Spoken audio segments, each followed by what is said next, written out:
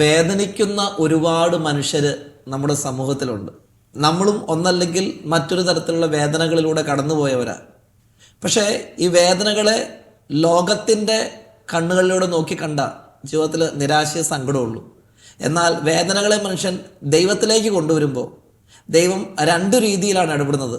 ഒന്നെങ്കിൽ അത്ഭുതകരമായ ചില ദൈവിക ഇടപെടലിലൂടെ മനുഷ്യരെ നയിക്കും, അതല്ലെങ്കിൽ അത്ഭുതങ്ങളൊന്നും സംഭവിച്ചിട്ടുണ്ടാവില്ല. പക്ഷേ ആ വേദനകളുടെ നടുവിലൂടെ പരാതികളും പരിഭവങ്ങളും ഇല്ലാതെ മുന്നോട്ട് പോകാനുള്ള ശക്തിയും കൃപയും ദൈവം തരും. പ്രിയമുള്ളവരെ, ജീവിതത്തിലെ വലിയ നൊമ്പരങ്ങളിലൂടെ കടന്നു പോയിട്ട് ദൈവം കൈപിടിച്ചുയർത്തിയ ചില അത്ഭുത ജീവിതങ്ങൾ, ആ ജീവിതങ്ങളെ പരിചയപ്പെടുത്തുന്ന പ്രോഗ്രാമാണല്ലോ ബെത്സൈദ. ഇന്ന് ബെത്സൈദയിൽ നമ്മുടെ കൂടെ ഇടുക്കി ജില്ലയിലെ പൂപ്പാറയിലുള്ള രാജേഷ് ശാന്ത ദമ്പതിമാർ നമ്മുടെ കൂടെ ഉള്ളത്. നമുക്ക് അവരെ കണ്ട് പരിചയപ്പെട്ട് അവരുടെ ദൈവാനുഭവങ്ങളെക്കുറിച്ച് കേട്ട് നമുക്ക് ഈ പ്രോഗ്രാമിലേക്ക് പ്രവേശിക്കാം. ഏറ്റവും സ്നേഹത്തോടെ എല്ലാവരെയും സ്വാഗതം ചെയ്യുന്നു.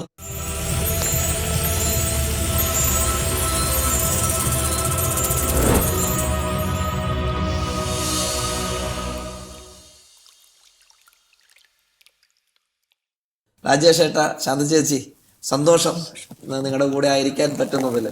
നമുക്ക് ഈ ബെത്സൈദ പ്രോഗ്രാമിൽ ഇങ്ങനെ ദൈവം തൊട്ട ചില ജീവിതങ്ങളെ കൊണ്ടുവന്നിരുത്തി ജനത്തിന് പരിചയപ്പെടുത്തുക. കാരണം നമുക്ക് ദൈവം ഒരു അനുഗ്രഹം തന്നു, അത് ദൈവം തന്നു എന്ന് മറ്റുള്ളവരോട് വിളിച്ചു പറയുമ്പോൾ അത് അവരുടെ വിശ്വാസ വളർച്ചയ്ക്ക് അത് കാരണമായിട്ട് മാറും. ഇപ്പോൾ ഈ എപ്പിസോഡിൽ നിങ്ങളാണ് എൻ്റെ കൂടെ ഇവിടെ ഉള്ളത്. തീർച്ചയായിട്ടും നിങ്ങൾക്ക് എന്തൊക്കെയോ പറയാനുണ്ട്. ആ പറയാനുള്ളത് ആരംഭിക്കുന്നതിന് മുമ്പ് നിങ്ങളെ രണ്ടുപേരെയും ഒന്ന് പരിചയപ്പെടുത്തി, ഞാൻ ആകെ പറഞ്ഞു വെച്ചത് നിങ്ങൾ ഇടുക്കി ജില്ലയും നിങ്ങളുടെ പേരും കാര്യങ്ങളും മാത്രമാണ്. ബാക്കിയൊന്നും നിങ്ങളുടെ വീട്, നിങ്ങളുടെ പശ്ചാത്തലം, കുടുംബത്തിൽ ആരൊക്കെയുണ്ട്, അങ്ങനെ ഒന്നും പറഞ്ഞ് പരിചയപ്പെടുത്തി നമുക്ക് തുടങ്ങാം. രാജേഷിനെ തുടങ്ങാം. ഞാനും ഭാര്യ, 3 മക്കളാച്ചാ. ഓക്കെ. അതിൽ മൂത്ത മോള് സിസ്റ്ററാണ്. ഓക്കെ. ഇപ്പൊ ഏത് സഭയാണ്? അവര് ഈ വിജയമാതാ സഭ എന്ന് പറയും, ഫോറിൻ കോൺഗ്രിഗേഷൻ ആണ്. Okay okay. നിത്യവ്രതത്തിലാണ് ഇപ്പൊ. 2 മാസം കൊണ്ട് തീരും. അതിന്റെ ഒരുക്കങ്ങളിലാണ്. ഓക്കെ.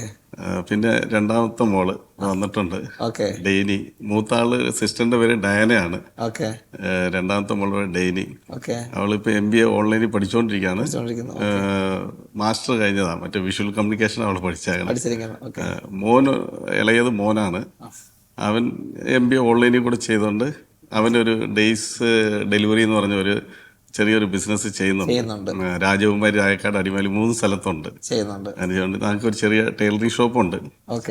ഒരു 7-8 പേര് പണിയുന്നുണ്ട്. ഒരു ചെറിയ തുണിക്കടയുണ്ട്.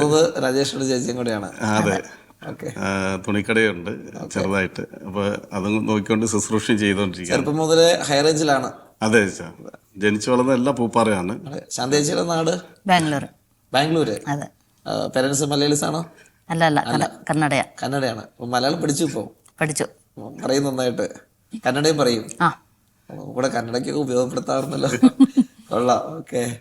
അപ്പോ കന്നഡ ഒരു സംസ്കാരത്തിൽ നിന്ന്, ഭാഷയിൽ നിന്നൊക്കെ വന്ന് കേരളത്തിന്റെ സംസ്കാരത്തോട് ചേർന്ന് കേരള മകളായിട്ട് മാറി അല്ലേ? അത് കൊള്ളാം. സന്തോഷം പരിചയപ്പെട്ടതിൽ. നിങ്ങൾ മക്കളും കുടുംബമായിട്ട് പോയിക്കൊണ്ടിരിക്കുന്നു. പേരൻസും ഒക്കെ അവിടെ ഉണ്ട്, ബാംഗ്ലൂരുണ്ട്. ഉണ്ടല്ലേ? അങ്ങോട്ട് പോകാറൊക്കെ ഉണ്ട്? അമ്മയും പിന്നെ സഹോദരന്മാരും. നിങ്ങൾ പരിചയപ്പെട്ടത് ചേട്ടൻ കർണാടകത്തിലോ ജോലിയോ കാര്യങ്ങളായിട്ട് ഉണ്ടായിരുന്നോ? അതോ? അതെ, അവിടെ തയ്യലായിട്ട് പോയതാ. Okay okay. അപ്പൊ അങ്ങനെ പോയപ്പോ കുറച്ച് വർഷങ്ങൾ അവിടെ ഉണ്ടായിരുന്നു. അതെ, ആണല്ലേ? ഞാൻ ചെറുപ്പത്തിൽ തന്നെ വീട്ടിൽ നിന്ന് പോയ ആളാ. ഓക്കെ. എന്ന് പറഞ്ഞു കഴിഞ്ഞാൽ വീട്ടിലൊരു കണക്ഷൻ ഇല്ല, വീട്ടിലേക്ക് വിളിയോ കാര്യങ്ങളോ ഒന്നുമില്ല. ചെന്നൈയിലായിരുന്നു. ചെന്നൈയിൽ നിന്ന് ഒരു അബദ്ധത്തിൽ ബാംഗ്ലൂർ പോയി. അങ്ങനെ ചെന്ന് കഴിഞ്ഞപ്പോ ആദ്യം ഞാനൊരു ടൈലറിംഗ് ഷോപ്പിൽ ജോലിക്ക്. ആ അബദ്ധങ്ങളൊക്കെ ഒരു ജീവിതമായി മാറി അവസാനം. അതെ, ഒരു കുടുംബം ഉണ്ടായതിന്റെ വഴികളൊക്കെ. അവിടെ വന്നപ്പം അങ്ങനെ ഇഷ്ടപ്പെട്ട് വിവാഹം കഴിച്ചു. മക്കളും കുടുംബമായിട്ട് സന്തോഷമായിട്ട് പോകുന്നു. അതെ. ഓക്കെ. സഹോദരങ്ങളൊക്കെ ഇവിടെ നാട്ടിലുണ്ട്? ഉണ്ട്. ശാന്തേച്ചിയുടെ സഹോദരങ്ങള് ബാംഗ്ലൂരല്ല, അവിടെ സെറ്റിലാണല്ലോ. നിങ്ങൾ ബാംഗ്ലൂർക്ക് പോകാറുണ്ട്? പോകാറുണ്ട്. ഓക്കെ. അപ്പം നമുക്ക് ഏകദേശം നിങ്ങളുടെ ഒരു കുടുംബത്തിന്റെ പശ്ചാത്തലം മനസ്സിലായി. ഇപ്പൊ തീർച്ചയായിട്ടും നിങ്ങൾ ഇവിടെ ഇരിക്കണമെങ്കിൽ നിങ്ങൾക്ക് എന്തോ ദൈവാനുഭവം ഉണ്ട്, ദൈവം തൊട്ട് എന്തോ കാര്യം നിങ്ങൾക്ക് ജനത്തോട് പറയാനുണ്ട്. അതിനാണ് നിങ്ങൾ എൻ്റെ മുമ്പിൽ വന്നിരിക്കുന്നത്. അതെനിക്കറിയാൻ പാടില്ല. ഞാനും പ്രേക്ഷകരോടൊപ്പം നിന്ന് ഫ്രഷായിട്ട് നിങ്ങളിൽ നിന്ന് കേൾക്കാമെന്ന് കരുതിക്കൊണ്ടാണ്. അപ്പോൾ നിങ്ങൾക്ക് നിങ്ങളുടെ ഒരു അനുഭവം ഒന്ന് പറഞ്ഞു തുടങ്ങാം. ഞാൻ അതിനിടയിൽ നിങ്ങളോട് സംസാരിച്ചോളാം. ഞാൻ ഈ തയ്യൽ ജോലിയായിട്ട് ബാംഗ്ലൂർ പോയായിരുന്നു. 15 വയസ്സ് 16 വയസ്സാണ്. അപ്പൊ സ്കൂൾ വിദ്യാഭ്യാസം ഒക്കെ ഇവിടെ? എനിക്ക് 5ാം ക്ലാസ് വരെ ഉള്ളു. അത് കഴിഞ്ഞിട്ട് പിന്നെ ഇവിടെ തയ്യൽ ജോലിയിലേക്ക് തന്നെ പോയി. ആ സമയത്ത് തയ്യൽ ജോലി കയറി. ഓക്കെ. അടുത്തൊന്നും തലയിൽ കയറാത്തോണ്ട് അപ്പൻ തയ്യലിന് കൊണ്ട് വിട്ടു. അങ്ങനെ തയ്യൽ ജോലിയായിരുന്നു. അങ്ങനെ വീട്ടിൽ നിന്ന് പോയിട്ട് ഇങ്ങനെ ചെന്നൈ പോയി ബാംഗ്ലൂർ വന്നു. അങ്ങനെ ബാംഗ്ലൂർ ഇരുന്ന സമയത്താണ് വളരെ ഇഷ്ടപ്പെട്ടത്. അങ്ങനെ ഒരു 20 വയസ്സ് കാണും. ആ സമയത്ത് ഇവള് വിളിച്ചോണ്ടാ വന്ന അവിടെ നിന്ന്. അതെ, വലിയ പ്രശ്നമൊക്കെ ആയി. ഇവര് വീട്ടുകാരെല്ലാം കേരളവും തമ്മിലുള്ള പ്രശ്നമായി. ഇവര് വീട്ടുകാരെ അന്വേഷിച്ച് നമ്മുടെ നാട്ടിലേക്ക് വന്നു. ഞങ്ങള് കുറച്ച് മാറി ഒളിച്ചിരിക്കായിരുന്നു. അവിടെ പോലീസ് കേസൊക്കെ ആയി. ഇവര് അമ്മാമ്പുള്ളി ഒരാൾ പോലീസായിരുന്നു. അതുകൊണ്ട് നമ്മുടെ വീട്ടിലെല്ലാം ലിസ്റ്റ് എടുത്ത് വീടൊക്കെ കയറി ഇവരെല്ലാ വീടുകളും സ്വന്തക്കാരുടെ വീടൊക്കെ അന്വേഷിച്ചു. അങ്ങനെ അവര് കണ്ടെത്തിയില്ല, തിരിച്ചുപോയി. പിന്നെ ഇവള് അറിയാണ്ട് എൻ്റെ കൂടെ വന്ന് നമ്മളെ കാണുമ്പോൾ ഭയങ്കര നീറ്റാണ്. ഇവിടെ വന്നു കഴിയുമ്പോൾ അറിയാം നമ്മൾ ചെറുപ്പം തൊട്ടേ കള്ളടിക്ക് ശീലമായ ആളാ. ഇവിടെ വന്നു കഴിയുമ്പോൾ ഭയങ്കര കള്ളുകൂടിയാണ്. പണി ചെയ്യുന്നുണ്ട്. ഉണ്ട്, അറിയില്ല. ഇവിടെ വന്നു കഴിഞ്ഞപ്പോൾ ഈ മദ്യപാനത്തിന് ഒരു അഡിക്റ്റായി ആളാന്നുള്ളത് മനസ്സിലാക്കിയാലും പിന്നെ തിരിച്ചു പോകാൻ പറ്റില്ലല്ലോ. അങ്ങനെ ആള് പെട്ടുപോയി. അങ്ങനെ ഇരിക്കുന്ന സമയത്ത് ആള് കൂലിപ്പണിക്ക് പോകേണ്ട വന്നു. ഇവിടെ വന്നിട്ട് പോകേണ്ട വന്നു. അപ്പൊ ഈ ആള് പോകുന്ന സമയത്ത് വീട്ടുകാരുമായിട്ട് ഒന്നും ഫോൺ കാര്യങ്ങളൊന്നും ഇല്ല. അവരായിട്ട് ഒരു കണക്ഷനും ഇല്ല. അപ്പൊ ഇങ്ങനെ കൂലിപ്പണിക്ക് പോകാൻ തുടങ്ങി. നാട്ടുകാരെല്ലാം ഭയങ്കരമായിട്ട് എന്നെ പ്രാവും. എന്ന് പറഞ്ഞു കഴിഞ്ഞാൽ ഇവിടെ കൊച്ചിനെ ഇവിടെ കൊണ്ടുവന്നിട്ട് ആള് കാണാനും ഭയങ്കര സ്റ്റൈലാണ്. ഇവിടെ വന്നിട്ട് ഇങ്ങനെ പെട്ടുപോയി വേണ്ടായിരുന്നു എന്നൊരു തോന്നലൊക്കെ ആ സമയത്ത്. ഭർത്താവ് ഇങ്ങനെ മദ്യപാനായിട്ട് പോകുന്നു. ഒത്തിരി കഷ്ടത്തോടു കൂടിയാണ് നമ്മൾ പോയത്. ആ വന്ന സമയത്ത് ഭാഷയൊന്നും അറിയില്ലല്ലോ. അല്ല, കുറെ കഷ്ടപ്പെട്ടു അല്ലേ? ഇവരുടെ പേരൻസുമായിട്ടും ഒക്കെ നല്ല സപ്പോർട്ട് ഉണ്ടായിരുന്നു. പക്ഷെ അവരോട് സംസാരിക്കാനൊക്കെ ആയിട്ട് അത്യാവശ്യം ഒന്ന് മാനേജ് ചെയ്ത് പോയി. ഞങ്ങൾ ആദ്യം ഇവിടെ വിളിച്ചോണ്ട് വീട്ടിലേക്ക് വരുന്ന സമയത്ത് ഒരു സംഭവം നടന്നു വെച്ചാൽ, വീട്ടിലേക്ക് വരുമ്പോൾ ഞാനും പോയിട്ട് വർഷങ്ങളായി വീട്ടിൽ നിന്ന് പോയിട്ട്. അപ്പൊ ഞാനും ഇവളും വന്ന് വീട്ടിൽ രാത്രി ഒരു 2 മണി കാണുന്ന എനിക്ക് വന്നത്. ഞാനിങ്ങനെ വാതിൽ മുട്ടിക്കഴിഞ്ഞപ്പം അമ്മ ഓർത്തു മൂത്ത ചേട്ടൻ ഈ ഫുട്ബോൾ കാണാൻ വേണ്ടിയിട്ട് ക്ലബ്ബിൽ പോയിട്ട് അവൻ വന്നായിരിക്കും വാതിൽ മുട്ടുന്നത്. വഴക്ക് പറഞ്ഞുകൊണ്ടൊന്ന് വാതിൽ തുറന്നപ്പോൾ എന്നെ കണ്ടോണ്ട് ഭയങ്കരമായിട്ട് കരഞ്ഞിട്ട് അകത്തേക്ക് പോയി. ഇവള് ബാഗൊക്കെ ആയിട്ട് ഇവള് വീടിന്റെ പുറത്ത് സൈഡിൽ നിർത്തിയിട്ട് അതിനകത്ത് കയറിപ്പോയി. കണ്ടിട്ടില്ല. അപ്പൊ വീടിനകത്ത് കയറി കഴിഞ്ഞപ്പോൾ അപ്പനും എല്ലാവരും എണിച്ചു വന്നു. എല്ലാവരും കരച്ചില്ല. വർഷങ്ങൾ കഴിഞ്ഞാൽ എന്നെ കാണുന്നത്. ഞാൻ ഈ വാതിലിന്റെ അടുത്ത് തന്നെ പോയി നിൽക്കുക. അപ്പൊ അമ്മ ഓർത്ത് ഇവൻ കണ്ടിട്ട് അങ്ങനെ ഇറങ്ങി ഓടാനായിരിക്കും ഇവന്റെ പ്ലാൻ എന്ന് പറഞ്ഞിട്ട് വാതിലടച്ചു. ഞാൻ പറഞ്ഞു ബാഗ് പുറത്തിരിക്കുക എന്ന് പറഞ്ഞു. അപ്പോൾ നേരെ ചെന്ന് എൻ്റെ ചേട്ടൻ ഈ ബാഗ് എടുത്തു. ഇവളെ കണ്ടിട്ട് ബാഗ് വെച്ചിട്ട് ഇവനകത്ത് വന്നു. അടുത്ത് എന്നാന്ന് ചോദിച്ചു കഴിഞ്ഞപ്പോൾ അമ്മ എന്നാണെന്ന് ചോദിച്ചാൽ അവനൊന്നും മിണ്ടില്ല. അപ്പോൾ അനിയൻപുള്ളി വന്നിട്ട് ബാഗ് എടുത്തിട്ട് ഇവളെ കണ്ടിട്ട് അവനും വെച്ചിട്ട് അകത്തേക്ക് വന്നു. ഇതെൻ്റെ ബാഗ് എടുക്കാത്തെന്ന് പറഞ്ഞാൽ അമ്മ പോയി എത്തി നോക്കിയപ്പോൾ ഇവള് വെക്കുക. അമ്മ അകത്ത് വന്ന് ഇങ്ങനെ മിണ്ടാണ്ടിരിക്കുക. അപ്പൻ കരഞ്ഞുകൊണ്ടിരുന്ന ആള് എന്താന്ന് ചോദിച്ചു. അപ്പോൾ ഇങ്ങനെ ഒരു കൊച്ചിനെ വിളിച്ചുകൊണ്ട് വന്നാന്ന് പറഞ്ഞു. അങ്ങനെ ഇവള് അകത്തേക്ക് വിളിച്ചു. അന്ന് അപ്പൻ ഒരു ബുദ്ധി ചെയ്തത് എന്താ പറഞ്ഞാൽ അപ്പൻ ചോദിച്ചു, അന്വേഷിച്ച് ഇവിടെ ആരെങ്കിലും വരുമോ എന്ന് ചോദിച്ചു. അപ്പം ഞാൻ പറഞ്ഞു ഇത്ര ദൂരത്ത് അവർ വരില്ല എന്നുള്ള രീതിയിൽ വരില്ല എന്ന് പറഞ്ഞു. വരില്ല എന്ന് പറഞ്ഞു കഴിഞ്ഞപ്പം അപ്പൻ പെട്ടെന്ന് ഇനി ഇവിടെ നിൽക്കണ്ട. ആ രാത്രി 2 മണിക്ക് തന്നെ ഞങ്ങൾ രണ്ടും നടത്തി വിളിച്ചുകൊണ്ട് നേരെ പാലമ്പൂപ്പാറ എന്ന് പറയും ഞങ്ങളുടെ ടൗണിൽ വീട്ടിൽ നിന്ന് ഒരു കിലോമീറ്റർ വരും. അവിടെ ചെന്ന് ഒരു ജീപ്പ് വിളിച്ച് ഞങ്ങളുടെ ഒരു അമ്മാവനുണ്ട് സൂര്യനെല്ല്, അവരുടെ വീട്ടിൽ കൊണ്ട് രാത്രി തന്നെ വിട്ടിട്ട് ആൾ തിരിച്ചു വന്നു. ഒരു 2 ദിവസം കഴിഞ്ഞ് കഴിഞ്ഞപ്പോൾ അവിടെ നിന്ന് പോലീസും എല്ലാവരായിട്ട് ഇവർ വീട്ടുകാരും വന്നു. ഇവർക്ക് പ്രായമായിട്ടില്ല. അന്ന് പിടിച്ചാൽ നമ്മൾ അകത്ത് പോകേണ്ട ഒരു ഇതായിരുന്നു. വന്ന് ഇവരെല്ലാം അന്വേഷിച്ച് നോക്കി ആളെ കിട്ടിയില്ല. അപ്പം സ്റ്റേഷനിൽ ചെന്നിട്ട് എൻ്റെ ചേട്ടൻ്റെ ഇവരുടെ കൂടെ മദ്രാസിലേക്ക് അമ്മാവൻ്റെ വീട്ടിലേക്ക് പറഞ്ഞു വിടണമെന്ന് പറഞ്ഞ് വിളിച്ചു. അപ്പം നാട്ടുകാർ മൊത്തം കൂടി ഈ കർണാടകയിൽ നിന്ന് ഇങ്ങനെ പോലീസുകാർ വന്ന് വീടെല്ലാം അരിച്ചു പറക്കുക എന്ന് പറഞ്ഞു കഴിഞ്ഞപ്പോൾ നമ്മുടെ പോലീസും ഉണ്ട്, ആൾക്കാരെല്ലാം കൂടി. അപ്പോൾ എല്ലാവരും നമുക്ക് സപ്പോർട്ടാണ് നാട്ടുകാർ. അങ്ങനെ വിടാൻ പറ്റില്ല, ഇവിടുന്ന് 2 പോലീസ് പോയാൽ വേണമെങ്കിൽ വിടാന്നൊക്കെ പറഞ്ഞ് എന്നിട്ട് അവർ മദ്രാസൊക്കെ പോയി. അവർ ഒരുപാട് കഷ്ടപ്പെട്ടു. നമുക്കത് അന്നത്തെ ഇതിൽ ചെയ്തു പോയി, തെറ്റാണ്. അങ്ങനെ ഒരുപാട് അവർ തപ്പാത്ത സ്ഥലങ്ങളില്ല. അപ്പം അവർ ചേട്ടൻ്റെ ഇടയ്ക്ക് അതൊക്കെ കഴിഞ്ഞ് ഞങ്ങളൊക്കെ സംസാരിക്കുമ്പോൾ ഒരു ചേട്ടൻ പറയാം, നിങ്ങളുടെ ചേട്ടനെ പറഞ്ഞു വിടാത്തത് നല്ലതാണ്, ഞങ്ങൾ പറഞ്ഞു വിട്ടാൽ ഇടയ്ക്ക് വെച്ച് തട്ടിക്കളഞ്ഞിരുന്നു. അവർക്ക് അത്ര വാശിയും ഉണ്ടായിരുന്നു. അങ്ങനെയാണ് ജീവിതം. പിന്നെ ഇവിടെ വന്നു കഴിഞ്ഞപ്പോൾ ഞാൻ ഈ കള്ളുകൂടിയും ഇവള് ഈ പണിക്ക് പോയിട്ട് വരും, ഈ പണിക്ക് കൊണ്ടുപോയി വരുന്ന പൈസയും മേടിച്ച് കള്ളുകുടിച്ചത്. ഈ രക്ഷപ്പെട്ടു പോകുന്നുണ്ട് കുറച്ച് നാളെങ്കിലും ഒന്ന് ശാന്തമായിട്ട് പോയായിരുന്നോ ഇത് മദ്യപാനമൊന്നും ഇല്ലാതെ അതോ? മദ്യപാനം ഇല്ലാണ്ട് പോയിട്ടില്ല അച്ഛാ. തുടക്കത്തിൽ കുറച്ചായിരിക്കും, അറിയാത്ത രീതിക്ക് അടിക്കുമായിരുന്നു. പക്ഷെ കുറച്ച് കഴിയുമ്പം അത് അങ്ങനെ അറിയുന്ന രീതിക്ക് തന്നെ. ചെറുപ്രായത്തിലെ കുറെ ക്രൈസിസിലൂടെ, അതന്നെ ഒരു പ്രണയത്തിന്റെ പുറകെ പോയിട്ട് കുറെ ക്രൈസിസിലൂടെ കടന്ന്, ഇത് ഈ കാലഘട്ടത്തിൽ ഒരു വളരെ റെലവൻ്റ് ആയൊരു ടോപ്പിക്കാണ്. കാരണം ഈ കാലഘട്ടത്തിൽ ഇങ്ങനെ പിള്ളേര് ഇടം വലം നോക്കാതെ പ്രണയം എന്നൊരു ഇമോഷന്റെ പുറകിൽ തീരുമാനങ്ങൾ എടുത്തു പോകുന്ന ഒരു കാലഘട്ടമാണ്. തീർച്ചയായിട്ടും നിങ്ങളുടെ ഒരു സ്റ്റോറി കേൾക്കുന്നവർക്ക് അതൊന്ന് ചിന്തിക്കാൻ പറ്റുന്ന ഒരു കാര്യമാണ്. അപ്പം അങ്ങനെ മാറി നിങ്ങൾ ഈ പറയുന്ന അമ്മാവന്റെ വീട്ടിൽ അല്ലേ? അവിടെയായിരുന്നു. ഓക്കെ. അവിടെ ഒരു വർഷം അടുപ്പിച്ച് അവിടെയായിരുന്നു. ഓക്കെ. അത് കഴിഞ്ഞിട്ട് അവിടെ നിന്ന് വന്നു തയ്യൽ കട തുടങ്ങി. പൂപ്പാറ ടൗണിൽ തന്നെ ന്യൂ ബോംബെ എന്ന് പറഞ്ഞൊരു കട, ഭയങ്കര ഫേമസ് കടയാണ്. ഞാൻ നല്ലോണം സ്റ്റിച്ച് ചെയ്യും. പണി ഇഷ്ടം പോലെ വരും. എന്നെ കൊണ്ട് തയ്പ്പിക്കാൻ വേണ്ടി എനിക്ക് കള്ളും മേടിച്ചു കൊടുത്ത് തയ്പ്പിക്കും. അങ്ങനത്തെ ഒരു പണി. ഇവള് ഉണ്ടാക്കുന്ന പൈസയും മേടിച്ച് ഞാൻ ചെലവാക്കും. അങ്ങനെ ആദ്യത്തെ കൊച്ച് ജനിച്ചു. അതെല്ലാം വീട്ടുകാരെ നോക്കണത്, ആശുപത്രി കൊണ്ടുപോക്കും കാര്യങ്ങളെല്ലാം അപ്പനും അമ്മയും ഇവിടെ നല്ലോണം നോക്കി. ഞാനതൊന്നും മൈൻഡ് ചെയ്യാറില്ല. എൻ്റെ മനസ്സിലൊരു ഓർമ്മ വെക്കണം, ഇപ്പം ഈ സിസ്റ്റർ ആയിട്ടിരിക്കുന്ന കൊച്ച്. ആ സമയത്ത് തിരിച്ചു പോകാനായിട്ട് തോന്നിയോ? ഇത്രയും അപ്പോഴങ്ങനെ തോന്നിയില്ല. നമ്മൾ എവിടെ പോകേണ്ടതിനുള്ള പോകാൻ വേറെ വഴിയില്ല. അവിടെ നിന്ന് ഇന്നത്തെ കാലം ഒരു പക്ഷെ നമ്മൾ മാറി ചിന്തിക്കും, പക്ഷെ അന്ന് വേറെ ഓപ്ഷൻ ഇല്ല നമുക്ക്. എന്താ വെച്ചാൽ അന്ന് നമ്മുടെ വീട്ടിലൊക്കെ കറണ്ട് ഇല്ല. അന്ന് അടുപ്പൊക്കെ വിറക് വെച്ച് കത്തിക്കണം. ഇവരുടെ വീട്ടിലൊക്കെ അന്ന് തന്നെ ഗ്യാസും എല്ലാം ഉണ്ടായിരുന്നു. ബാംഗ്ലൂർ സിറ്റിയിൽ തന്നെ അവർ, ജയനഗറിലെ ഒരു വീട്. അപ്പോൾ എല്ലാ സൗകര്യങ്ങളും ഉണ്ടായിരുന്നു.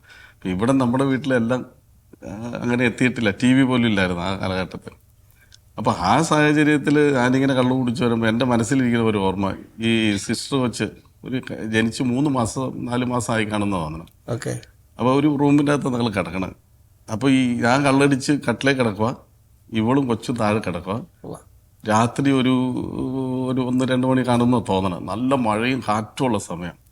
ആ സമയത്ത് ഞാൻ ഈ കൊച്ചിൻ്റെ മേത്തേക്ക് ഛർദ്ദിക്കുക. അപ്പോൾ ഇവള് കരഞ്ഞുകൊണ്ട് എണിച്ച് വിറക് വെച്ച് തീ എത്തിച്ച് വെള്ളം ചൂടാക്കി ഈ കൊച്ചിനെ കുളിപ്പിക്കാം. നമ്മുടെ മനസ്സിൽ അതൊരു കുറ്റബോധമായിട്ടോ നമ്മളിങ്ങനെ ചെയ്തല്ലോ എന്നുള്ളത് ചിന്തയൊന്നും അന്നില്ല. ഇല്ല. ആ ഒരു സമയത്ത് ഒരു ചെറിയ വിഷമം വരുന്നല്ലാണ്ട് പിന്നീട് അതിനെക്കുറിച്ച് അങ്ങനെ വലിയതായിട്ട് ചിന്തിക്കില്ല. അപ്പോൾ അങ്ങനെ ഒരു ഇരുണ്ട ഒരു ജീവിതത്തിലേക്ക് അങ്ങനെ പോയിക്കൊണ്ടിരിക്കുന്ന ഒരു കാലഘട്ടമാണ്. ആ സമയത്ത് എനിക്കൊരു 70,000 രൂപ കടബാധ്യത ഉണ്ടായിരുന്നു. അപ്പോൾ ഈ കടയിൽ വന്നിട്ട് ഒച്ചപ്പാടും ബഹളമൊക്കെ ഉണ്ടാക്കുന്നു. ഈ അമ്മ ധ്യാനത്തിന് പോയിട്ട് വന്ന കഥകളൊക്കെ വീട്ടിൽ വന്ന് പറയും. അപ്പം സമയത്ത് ഭക്ഷണം കിട്ടും, ചായ കിട്ടും. അപ്പോൾ എൻ്റെ മൈൻഡിൽ അന്ന് ചിന്തിച്ചത് എന്താണെന്ന് പറഞ്ഞു കഴിഞ്ഞാൽ, ധ്യാനത്തിന് പോയി നമ്മൾ രക്ഷപ്പെടും, നന്നാകും, അങ്ങനെയുള്ള ചിന്തയല്ല. നമ്മളവിടെ ഒരാഴ്ചക്ക് ആരും ശല്യം ചെയ്യാൻ എല്ലാം കിട്ടും, സ്വസ്ഥമായിട്ട് ഇരുന്നിട്ട് പോയി ഈ പൈസ കൊടുക്കേണ്ട ആൾക്കാരുടെ ശല്യം ഇല്ലാണ്ടിരിക്കാലോ എന്ന് ഓർത്ത്, അങ്ങനെ ഓർത്ത് ആദ്യമായിട്ട് ധ്യാനത്തിന് വരണം. ഞങ്ങൾ ഇവിടെ ഡിവൈനില്. അപ്പൊ അങ്ങനെ ധ്യാനത്തിലേക്ക് വന്നു വെച്ചാൽ ഞങ്ങൾ രണ്ടും ഒന്നിച്ചാ ധ്യാനത്തിന് വരണം. അപ്പൊ ധ്യാനത്തിന് വന്ന് ധ്യാനം കൂടിക്കൊണ്ടിരിക്കുമ്പോഴും അന്ന് അവിടെ STD ബൂത്തൊക്കെ ഉള്ളത്. വേറെ ഒരാളായിട്ട് പരിചയമുണ്ടായിരുന്നു. തന്നെയാണോ ആരെങ്കിലും കൊണ്ടുവന്നാണോ ധ്യാനത്തിന്? ഞങ്ങൾ തന്നെ ഈ കടബാധ്യത ഉള്ളതുകൊണ്ട് ഒരാഴ്ചത്തേക്ക് മാറി വെക്കാന്നുള്ള ചിന്തയിലാണ് വരുന്നത്. കൊച്ചുണ്ട് കൂടെ. അപ്പൊ അങ്ങനെ വന്നിട്ട് ധ്യാനം കൂടിക്കൊണ്ടിരിക്കുന്ന സമയത്ത് ആണ് ഈ കുടുംബജീവിതത്തെ കുറിച്ച് ക്ലാസ് എടുക്കുന്നത്. അപ്പൊ ഈ കുടുംബജീവിതത്തെ കുറിച്ച് ക്ലാസ് കേട്ട് കഴിഞ്ഞപ്പം 2-3 ദിവസമാണെന്നാണ് തോന്നണേ. അപ്പൊ ഈ കാലയിലൊക്കെ പിടിച്ച് പ്രാർത്ഥിക്കുന്ന ഒരു പ്രാർത്ഥന, ഭാര്യയും ഭർത്താവും. അപ്പൊ ഞാൻ ഈ കാലിൽ പിടിച്ചു കഴിഞ്ഞപ്പോ എന്റെ തെറ്റ്, ഇവൾക്ക് എതിരായിട്ട് ഞാൻ ചെയ്തതെല്ലാം ഓർമ്മയിലേക്ക് വന്നു. അവിടെ അച്ഛൻ വിളിച്ചു പറയണതെല്ലാം ഞാൻ ചെയ്തിട്ടുണ്ട്. അപ്പൊ സത്യത്തിൽ നല്ലൊരു എന്താ പറഞ്ഞാൽ ഇവളുടെ കാലെ പിടിച്ച് കരഞ്ഞ് ഞാൻ മാപ്പ് വെച്ചു. പിന്നെ നമുക്ക് നമ്മുടെ വിൻസെന്റ് സഭയുടെ ഒരു ധ്യാന രീതിയാണ് പോപ്പുലർ മിഷൻ ധ്യാനം. ഇടവകൾ തോറും വിൻസെന്റ് പോൾ തുടങ്ങിയതാണ്. ഈ പോപ്പുലർ മിഷൻ ധ്യാനത്തിൽ ഉരുത്തിരിഞ്ഞ ഒരു ശുശ്രൂഷയാണിത്. ഭാര്യ ഭർത്താക്കന്മാരെ പരസ്പരം മുഖത്തോട് മുഖം തിരിച്ചു നിർത്തി ധ്യാനപൂർവ്വം ഇങ്ങനെ പറഞ്ഞു പോയി. നമുക്ക് എല്ലാവർക്കും കുറവുകളുണ്ടല്ലോ. അച്ഛനായിട്ട് ജീവിക്കുമ്പോൾ അച്ഛൻ്റെതായ കുറവുണ്ട്, ഭാര്യയും ഭർത്താവോട് ജീവിക്കുമ്പോൾ നിങ്ങൾക്ക് നിങ്ങളുടെ കുറവുകളുണ്ട്. ആ കുറവുകളൊക്കെ ഒന്ന് മനസ്സിലേക്ക് കൊണ്ടുവന്നിട്ട് പരസ്പരം ജീവിത പങ്കാളിയുടെ കാല് പിടിച്ചൊന്ന് മാപ്പി ചോദിക്കുന്നതും ജീവിത പങ്കാളിയുടെ അനുഗ്രഹം മേടിക്കുന്നതും ഒക്കെ ആയിട്ടുള്ള ഒരു വിടുതലിൻ്റെ ശുശ്രൂഷയാണ് സത്യത്തിൽ. പിന്നീട് അത് പോപ്പുലർ മിഷനിൽ നിന്ന് ധ്യാനമന്ത്രത്തിലേക്ക് കയറി വന്നു. നിങ്ങൾ പറഞ്ഞു വരുന്നത് അതിൻ്റെ ഒരു സാക്ഷിയാണ്. അത് സത്യത്തിൽ വലിയൊരു മാനസാന്തരമായിരുന്നു വെച്ചാൽ. ആ കാല് പിടിച്ച് ഞാൻ ആ മാപ്പ് ചോദിച്ചു കഴിഞ്ഞപ്പം പിന്നെ ഞാൻ എണിച്ചു കഴിഞ്ഞപ്പോൾ എൻ്റെ മനസ്സിൽ കുറേ തീരുമാനങ്ങൾ എടുത്തു. ഇനി നമ്മൾ സത്യസന്ധമായിട്ട് ജീവിക്കണം, നല്ല രീതിക്ക് ജീവിക്കണം എന്നുള്ളൊരു ചിന്തയിലേക്ക് അങ്ങോട്ട് വന്നു. വന്നിട്ട് പിന്നെ ആ ധ്യാനം കഴിഞ്ഞു. ധ്യാനം കഴിഞ്ഞ് വീട്ടിലേക്ക് ചെന്നു. വീട്ടിൽ ചെന്ന് കഴിഞ്ഞിട്ട് പ്രാർത്ഥിക്കാൻ തുടങ്ങി. ഈ പ്രാർത്ഥിക്കാൻ തുടങ്ങിക്കഴിയുമ്പോൾ പ്രശ്നങ്ങൾ കൂടും എന്ന് എല്ലാവരും പറഞ്ഞു കേട്ടിട്ടുണ്ട്. സത്യത്തിൽ എൻ്റെ മനസ്സിൽ ഞാൻ കണ്ടത് പ്രശ്നം കൂടുന്നതല്ല, നമ്മളെ ആ സമയത്ത് ധ്യാനം കൂടുമ്പോ ഈ മലയാളമൊക്കെ ഒന്ന് മനസ്സിലാകുന്നുണ്ട്, ധ്യാനിപ്പിക്കുന്ന കാര്യങ്ങളൊക്കെ പറയുന്നതൊക്കെ മനസ്സിലാകുന്നുണ്ടല്ലോ. ഓക്കെ, നിങ്ങൾ ഇത് ഏത് വർഷമൊക്കെ ആയിട്ട് വരും ഏകദേശം ഈ ധ്യാനം കൂടിയ സമയം എന്നൊക്കെ പറയുമ്പോൾ? 3 പിള്ളേർ കൂടി ജനിച്ച പിന്നെയാണ് 2004, 2005. 2004-2005. ഓക്കെ, ആ സമയത്ത്. ഓക്കെ, അപ്പൊ അങ്ങനെ വീട്ടിൽ വന്ന് പ്രാർത്ഥിക്കാൻ തുടങ്ങി വെച്ചാൽ പ്രാർത്ഥിക്കാൻ തുടങ്ങിക്കഴിഞ്ഞപ്പം രാത്രി കിടന്നു കഴിഞ്ഞാൽ എനിക്ക് പണ്ട് ആരെങ്കിലും ഇങ്ങനെ അമർത്തണ പോലെ തോന്നും. ഒച്ചയിടാന്ന് ഓർത്താൽ ഒച്ചയിടാൻ പറ്റില്ല, വൈഫൈ അടുപ്പിക്കാന്ന് വെച്ചാൽ കൈ പൊക്കാൻ പറ്റില്ല. ഇങ്ങനെ അറസ്റ്റ് ആയതുപോലെ കുറച്ച് മിനിറ്റ് ആണ്, പിന്നെ നമ്മൾ അത് വിടും. അത് ഞാൻ ഈ പ്രാർത്ഥിക്കാൻ തുടങ്ങി കഴിഞ്ഞപ്പം ഇത് മണിക്കൂർ കണക്കിൽ നീളാൻ തുടങ്ങി രാത്രിയിൽ. ഓ, ഇങ്ങനെ രാവിലെ വരെ ചിലപ്പോൾ ഈ പ്രശ്നം. ഇവിടെ ധ്യാനം കഴിഞ്ഞ് പോകുമ്പോൾ മദ്യപാനം നിർത്തുന്നു എന്ന് തീരുമാനം എടുത്താ പോയത്. ഓക്കെ, അതൊരു പ്രധാനപ്പെട്ട കാര്യമാണ്. അത് ഈ പരസ്പരം ഇങ്ങനെ കാല് പിടിച്ച് മാപ്പ് ചോദിച്ച ശുശ്രൂഷ എല്ലാം കഴിഞ്ഞപ്പോൾ മനസ്സിൽ തോന്നി ആഗ്രഹങ്ങളാണ്. ഓക്കെ, കള്ളുകൂടിയൊക്കെ നിർത്തണം, നല്ല രീതിയിൽ കുടുംബം നോക്കണം. ഓക്കെ, അങ്ങനെയൊക്കെ നല്ല നിങ്ങളുടെ ജീവിതത്തിൽ നിങ്ങൾ കൂടിയ ആദ്യത്തെ ധ്യാനം ആണല്ലേ? ആ ധ്യാനത്തിൽ അങ്ങനെ നിങ്ങൾക്കൊരു ദൈവാനുഭവം ഉണ്ടായി? വലിയ ദൈവാനുഭവം ഉണ്ടായിന്ന് പറയാം. ഇവിടെ നിന്ന് പോകുമ്പോൾ ടോട്ടൽ പുതിയൊരു മനുഷ്യനായിട്ടാണ് പോയത്. അവിടെ ചെന്ന് കഴിഞ്ഞിട്ട് ഇങ്ങനെ പ്രാർത്ഥന ജീവിതം രാത്രി പ്രാർത്ഥിക്കും 1 മണിക്കൂർ, രാവിലെ പ്രാർത്ഥിക്കും. അങ്ങനെ തുടങ്ങിക്കഴിഞ്ഞപ്പോൾ രാത്രി ഇങ്ങനെ ഉറങ്ങാൻ ബുദ്ധിമുട്ടായി. അങ്ങനെ ആദ്യത്തെ ദിവസം 2ാമത്തെ ദിവസം ഇങ്ങനെ ഒരു വ്യാഴാഴ്ച രാത്രി അത് വിശ്വസിക്കാന്നറിയില്ല, എൻ്റെ ചങ്കത്ത് ഒരു പൊക്കം കുറഞ്ഞൊരു കുട്ടിപ്പിശാച് ഇരുന്ന് എന്നെ കർണക്കുട്ടിയിട്ട് അടിക്കണ പോലെ തോന്നുക. ഞാൻ ഒച്ചയിടുന്നുണ്ട്, ഇവർക്ക് കേൾക്കുന്നില്ല, കൈ പൊക്കാൻ പറ്റുന്നില്ല. കുറേ കഷ്ടപ്പെട്ട് എണിച്ച് നെറ്റി കുരിശൊക്കെ വരച്ചിരുന്നു. പിന്നെ ഞാൻ അന്ന് ഉറങ്ങിയില്ല. അപ്പൊ രാവിലെ വരെ ഉറങ്ങാണ്ടിരുന്നു. അപ്പൊ എൻ്റെ മനസ്സിൽ തോന്നി, ഇവിടെ കേട്ടതാ ഈ ചില പിശാച് പോണെങ്കിൽ ഉപവാസം പ്രാർത്ഥനയും വേണമെന്നുള്ളത് എനിക്ക്. അപ്പൊ എൻ്റെ ജീവിതത്തിൽ ആദ്യത്തെ ഉപവാസമാണ്. അപ്പൊ ഞാൻ രാവിലെ അമ്മയോട് ഇവളോട് പറഞ്ഞു ഞാൻ ഉപവസിക്കാൻ പോവാന്ന് പറഞ്ഞു. അപ്പൊ ഇവർ രണ്ടുപേരും അന്ന് പണിക്ക് പോയില്ല, കട്ട് ചെയ്തു. ഞാൻ തയ്യക്കടയിൽ പോയി. അവിടെ കടയിൽ പോയിട്ട് യേശുവേ സ്വതന്ത്ര, യേശുവേ നന്ദി എന്നിങ്ങനെ മനസ്സിൽ പറഞ്ഞുകൊണ്ടിരിക്കാം. അങ്ങനെ പറഞ്ഞുകൊണ്ടിരിക്കുന്ന സമയത്ത് വൈകിട്ട് ഒരു 7 മണിയായപ്പോൾ വീട്ടിലേക്ക് വന്നപ്പോൾ ഇവർ ഒരു ഓണസദ്യ പോലെ എനിക്ക് റെഡിയാക്കി വെച്ചേക്കായിരുന്നു ഭക്ഷണമൊക്കെ. അപ്പൊ ഞാൻ തന്നെ ഒരു മൊന്തയിൽ വെള്ളം എടുത്തിട്ട് പ്രാർത്ഥിക്കാം, ഇത് യേശുവിന്റെ രക്തമായി മാറണം എന്ന് പറഞ്ഞ് പ്രാർത്ഥിച്ചിട്ട് ഈ വെള്ളം വീട് അകത്തും പുറത്തൊക്കെ തെളിച്ചിട്ട് ഈ ഭക്ഷണം കഴിച്ചിട്ട് കിടന്നു കഴിഞ്ഞപ്പോൾ ഭയങ്കര സ്വസ്ഥമായ ഉറക്കം. അപ്പൊ എനിക്ക് ഒരു ഭയങ്കര വിശ്വാസം വന്നു, ഈ ഉപവാസത്തില് ദൈവത്തിന്റെ വലിയ ഇടപെടലുണ്ടെന്നുള്ളത്. അത് കഴിഞ്ഞ് എല്ലാ വെള്ളിയാഴ്ച ഉപവസിക്കും. ഈ ഉപവാസത്തിലാണ് ഞാൻ രക്ഷപ്പെട്ടത്. എൻ്റെ അമ്മയും ഇവളും ആഴ്ചയിൽ 2 ദിവസം ഉപവസിക്കും എനിക്ക് വേണ്ടി. വെള്ളി ചൊവ്വ ആ സമയത്ത് അങ്ങനെ ഉപവസിക്കായിരുന്നു. പിന്നെ ഇവള് ഈ നമുക്ക് രായന്മാരില് മാതാവിന്റെ പള്ളിയുണ്ട്, രാജകുമാരി മാതാവിന്റെ പള്ളി. അവിടെ എല്ലാ 8 നോയമ്പിനും ഇവള് കൂലിപ്പണിക്ക് പോയിട്ട് വന്ന് ഈ 3 പിള്ളേരും കുളിപ്പിച്ച് റെഡിയാക്കി വൈകുന്നേരം ഒരു 6 മണി കുർബാനയ്ക്ക് എല്ലാം ഒരു കുർബാന. ജനിച്ചത് ക്രിസ്ത്യൻ ഫാമിലിയിലാണ്. ഇവിടെ വന്നതിന് ശേഷമാണ് ക്രിസ്തുവിനെ അറിയണതും മനസ്സിലാക്കുന്നതൊക്കെ അല്ലേ? ഓക്കെ, അങ്ങനെ ഇവളുടെ ഒരു പ്രാർത്ഥന കൊണ്ടായിരിക്കും ഞാൻ ഇത് മാറിയെന്ന എൻ്റെ ഒരു വിശ്വാസം. അങ്ങനെ ഈ ഉപവാസം തുടങ്ങി വെച്ചാൽ എല്ലാ വെള്ളിയാഴ്ച ഉപവസിക്കും. രാവിലെ വീട്ടിൽ നിന്ന് പ്രാർത്ഥിച്ച് ഇറങ്ങിക്കഴിഞ്ഞാൽ രാത്രി എപ്പോഴാണ് വീട്ടിൽ വരുന്നത് അപ്പോഴേ ഭക്ഷണം കഴിക്കുള്ളൂ, വെള്ളം കുടിക്കുള്ളൂ. അതുവരെ മനസ്സിൽ യേശുവേ സ്വതന്ത്രം, യേശുവേ നന്ദി എന്നിങ്ങനെ പറഞ്ഞുകൊണ്ടിരിക്കും.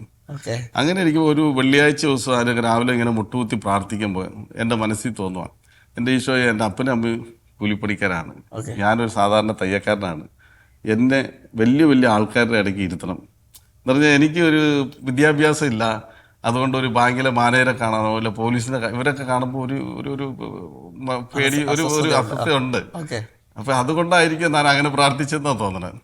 അങ്ങനെ പ്രാർത്ഥിച്ചു കഴിഞ്ഞ് ഒരു 2-3 മാസം കഴിഞ്ഞപ്പം എൻ്റെ ഒരു കൂട്ടുകാരനാണ് വിൽസെന്റ് എന്ന് പറഞ്ഞ്, വിൽസെന്റ് വന്നിട്ട് പറഞ്ഞു, എടാ ഇവിടെ കിറ്റാച്ചി JCP വെച്ചിരുന്ന മനോജ് ചേട്ടൻ എന്ന് പറഞ്ഞൊരു ചേട്ടനായിരുന്നു.